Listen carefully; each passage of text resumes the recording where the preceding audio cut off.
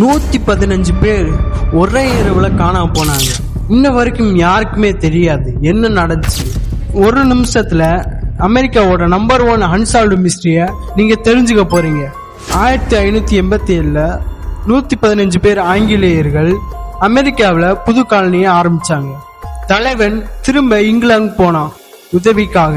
3 வருஷம் கழிச்சு அவன் திரும்பி வந்தப்போ ஒரு ஆளை காணோம். வீடுகள் இருந்துச்சு, ஆனா ஆளுங்கள் இல்ல, ரத்தம் இல்ல, போராட்டத்தோட அடையாளமே இல்ல. ஒரே ஒரு மரத்துல ஒரே ஒரு வார்த்தை மட்டும் கீறி இருந்துச்சு. அந்த ஒரு வார்த்தை தான் மிச்சம் இருந்துச்சு, குரோட்டன். இது என்ன அர்த்தம்? பக்கத்துல இருந்த குரோட்டன் பழங்குடி தீவுக்கு போயிட்டாங்களா, இல்ல ஒரு தாக்குதலா, பஞ்சமா, புயலா? 400 வருஷமா யாருக்கும் உறுதியா தெரியாது.